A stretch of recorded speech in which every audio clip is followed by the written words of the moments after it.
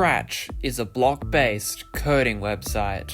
I am an undeterrable genius. I've spent the last year learning how to code on Scratch, and now, to prove my superior intellect, I will be remaking my first game. The beginning. The first thing I did was reopen the 1 week game and test some stuff out. It went well. So this is very preliminary. I went back to the 7 days one. I'm about to go and make the new 1 year Scratch thing. And I saw this little dot, and I couldn't figure out what it was attached to. So I was going through each and all of my my sprites, the transition there, all the new ones I added. It's part of the backdrop. Anyway, I'd been testing some things. It's a bit... Oh, that's weird. Step. Okay, I don't know why that happened. Step.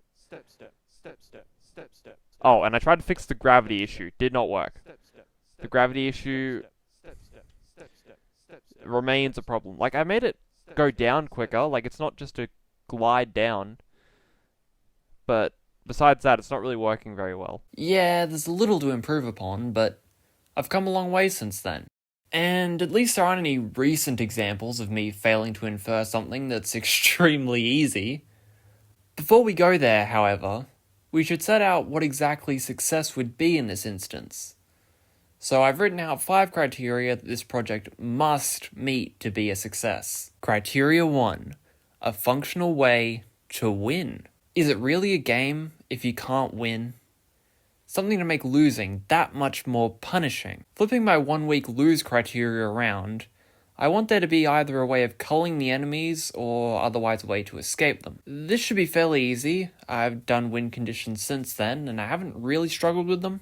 Hopefully that holds true if I add more conditions. Criteria 2. Items. Existing in most games, what I want here is weapons which can be used to attack the enemies, Zeb, or perhaps something to further the win conditions. I think I understand the basics here, but I'm not confident on how the hitboxes will work, which could undo this completely. Criteria 3. Game design. Something that I wanted to improve upon from the first one is that I was designing each character, backdrop, or sprite as I was going along to test new code or ideas, leaving them largely as is in the final game. In this one, I think the design should be completed independently. This should be easy enough, the only hurdle will be the limits of my artistic value. Criteria 4. Cloning. The first of the specific criteria, this is more about usability of projectiles and the feasibility of enemies. I've never really used clones to this point, and if I design it wrong, I risk making the game too hard at best, and downright impossible at worst. This should be doable, but as stated, I haven't done it before, so this will either age really, really well, or, as usual, poorly. Criteria 5. Variable consistency. This shouldn't have been on this list, but here we are. The problem is that while yes, the variables seemed to work when I started testing them, they weren't working consistently. I don't know if this is a problem with reusing a setting, variable, or just with me as an individual. I hope that it can be solved by changing the variable amounts, but that didn't really appear promising, thus it's made the list. The designing. With those out of the way, I put my focus on designing a map layout for the game, and came to the conclusion that it was probably better to return to the overhead backdrop as opposed to the side-on view that I used last time. You see? Sometimes I got it right the first time. Okay. Okay. I said sometimes. Jeez. But at least I set out my design philosophy very elegantly. I essentially want this to be the starting area, and then like everywhere else is just going to be additional areas. So I'm going to use the same general color pattern, like the back is going to be mostly purple in this sort of way, and, highlights of green. So maybe something kind of like this, like a river that kind of flows mainly through the top ones, but you can see it through this one. With that small hurdle out of the way, I needed to implement it and see if it worked in Scratch. Right, so what we're going to try and do today, we're going to want to add our backdrops in. Yay! No, wait, no, hang on, no. No, okay, no, not gonna work. We're redoing that, scratch it. I just want to see today whether I can actually make them work, essentially. Which one am I up to? Backdrop 4. I'm just gonna make a very simple movement thing. Alright, so now that's going, that's great. Alright, that's way too long, but Okay, we'll do that, and then we will make the same thing, but we will rotate it, right? Wait, no, I should code this first. So we'll also set, when this is clicked, switch backdrop to backdrop open. I think there's got to be a way to make it so that it will change what it does based on what backdrop it is open at the time, rather than having to make like 7 different sprites for it. Go to 0, and then show. Wait. Alright, that works. It went surprisingly well considering the hurdles involved last time, but after thinking it over, I decided that a 3x3 is probably better than a 2x3. That would have made the whole project a lot easier from my point of view. I could add more elements without overcrowding the existing map. Expanding the scope would become something of a theme, which, as I write this, completing them is still very much in the realm of maybe. Don't forget to like the video and subscribe, yes. You see, I have done this for a year and you're about to see the best gaming you've ever seen and coding and get coding. Yes. So you should like the video and subscribe because I will probably get better still. Yeah, like the video and subscribe! The characters. You may have noticed that Perennial's been redesigned already. Which is true, he was the test for whether I could use costume switching while he was walking. But I'd like to make some minor changes to this as well, mainly on the costumes, because at the size he is, there needs to be a little more exaggeration on the walk cycle, at least in my opinion. But for Zeb, I'm not too sure. The obvious thing to do would be just to flip around the colours on the Perennial sprite, then call it a day. Which I'll probably do, but I want some level of variance in the enemies, which leaves the question, are they also Zeb? They should mostly follow Zeb's colour design, with some minor variants not yet discussed being the outliers. So I guess the answer is maybe? Canonically, yes, but for all intents and purposes, no. With that out of the way, let's see some of the enemy designs. Obviously, the standard inverse Perennial design. This one will be the standard sort of follow the player around slowly and utilize melee attacks. To be honest, I'm not sure whether any of them will have range attacks, we'll see. The second one is a flying Zeb, which will move slightly quicker than the standard one and be unaffected by terrain like the rivers or ground effects set off by the player. It's called Flight. The third and ultimately final enemy is Zedden, a version of Zeb that's designed to mostly blend into the background, moving at about half the speed of Zeb, but should do more damage. This one is slightly inspired by the Minecraft Creeper, if you couldn't tell, so it acts a little similarly. Moving away from the enemies, Perennial. This is the first NPC that I learned how to code somewhat correctly. Thus, I have implemented it into the game as a sort of shopkeeper. If you want upgrades, health, or to beat the game, you'll have to interact with it. It also blends into the rivers and screws up my plans and or hope to have the colour of the rivers slow the characters down. Yay! A challenge! But with the characters designed and decided on, I guess it's about time I put it into practice. The coding. So, as the day approached, I decided to stick with the spirit of the first week, by cramming most of the actual work into a single sitting. Alright, so it's 11:30 at night, and this is, I've done some work, and if I don't finish it today, I've got like 2 hours maybe tomorrow to do it. Maybe. I'll show you what I've got. See, he's not supposed to have spawned yet. That's not right. So, I have one working NPC that's Perennial. He's going to be the guy who opens the shop for us. Zeb hasn't spawned yet, but he doesn't actually work yet. To be fair to him. There he is. Well, he does kind of work. If I walk over to him, you see the attack level goes up, and Perennial health goes down. I'd really hope that he would not stay there. But he's up in the corner here, Perennial. Hang on, wait, I'll just move him. There we go. You see, there he is. You see, he walks... Starting with the existing test game meant that I already had some of the bones made.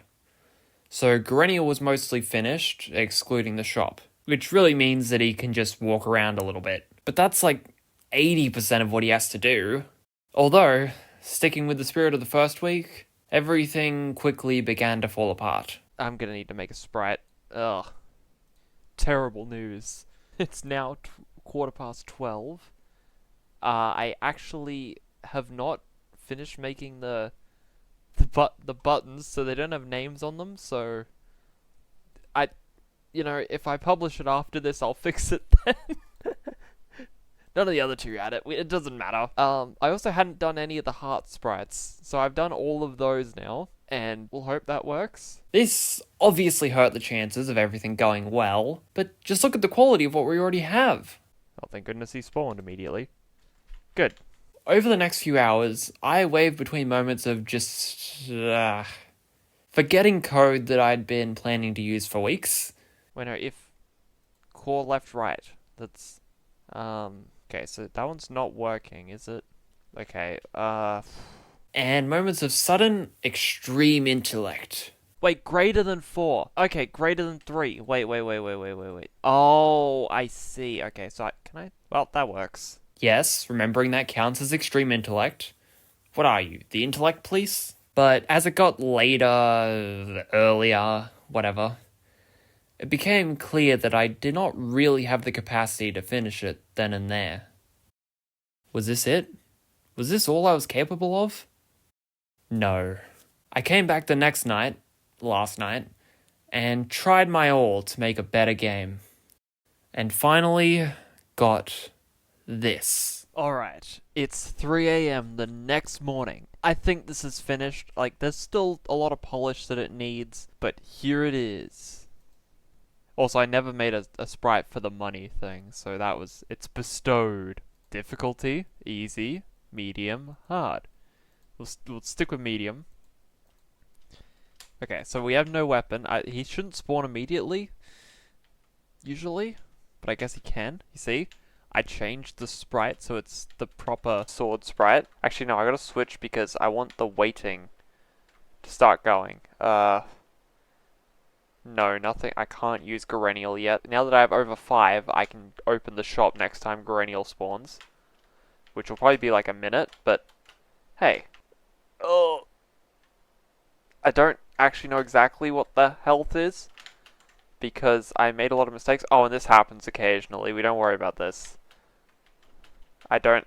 Like, they're the original sprites. I don't think I can actually even kill them. Yeah, I don't think I can. I don't know why they show up occasionally. You know, the next time something spawns, they go away, so that's good. Okay, I want you to be gone. Okay, now we go over and...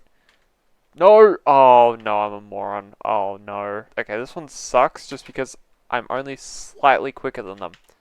But you do make a lot more by killing them. You can get away from them, because I still haven't really refined the whole how they come between areas. Okay. So we open it, and you see speed. We can raise that, and health. I think that's... Alright. So you see, now we're really quick. Maybe I still made this game too easy, because now you can easily outrun that. That was really supposed to be the balance of the game. Also, I never coded the C's to do anything. That was... So yeah, so the negatives are big. Look, there's been a lot of gameplay testing, alright? To showcase to both you guys and myself just how much of an improvement this is, I decided to go through the 2 first week games that I made to compare. Alright, here we are. The OG thing. Yeah, I did have an options page, but there was no way to get back out of it. Oh. Okay. Oh, right. Okay. So, you can only go... You have to hold each button independently, you can't go diagonals. Oh. Oh yeah, and if he touches you, it's supposed to be automatic game over, but... Because it's just running the code, if he's not touching you when he makes the check, he doesn't hit you. Like, he doesn't get you. Like, I think I can actually stand here, and I'll be safe.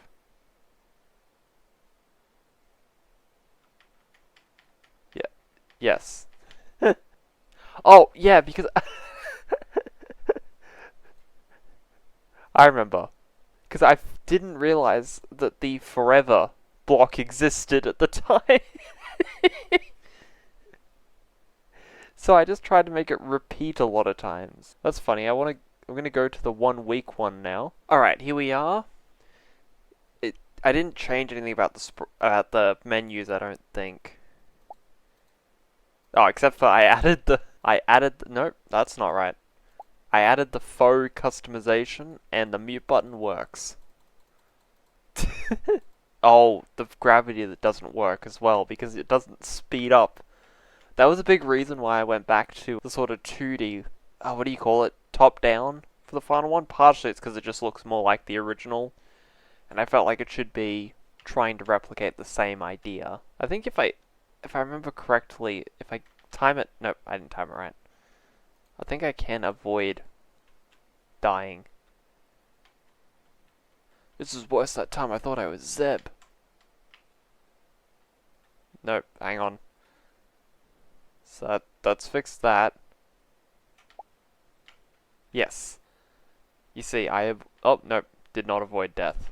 You can see where I am, though, because Zeb follows. Because obviously the current game has a lot of problems, but like coming back to this, it sort of puts it into perspective that it's a lot better than this, and the other one. You know, and I know the time frames were different as well. Not hugely. Well, actually, quite hugely. I think it's like 6 times the amount of time was spent on it. I cannot record 6 hours of coding. That would be a disaster. Pretty sure I actually had I never made a top transition, but there was a plan for it, which I'm sure would have went down astoundingly. Yeah, it isn't good. There are so many bugs that need fixing. But I feel like with time, I could actually fix those. Unlike with my first week games, where I felt like everything was just a total mystery and there was no clear way to code them. I started this challenge with the idea that they would kind of be incorporated into the 3 games on Scratch series. So like I could make a 4th game that would kind of be a joke entry just to kind of better demonstrate the coding of the other games. I'm not sure exactly where I go from here. There are still a lot of mistakes that I'm going to make, especially since I keep trying to record all of them in under 2 hours. But I think that in the near future, I'd like to do a series on fixing some of the Scratch games that I've made so far. Or even future ones that could go wrong. I don't know. Tell me if you'd like to see it. And thank you for watching. Oh, and on my criteria, more than 50%, I win!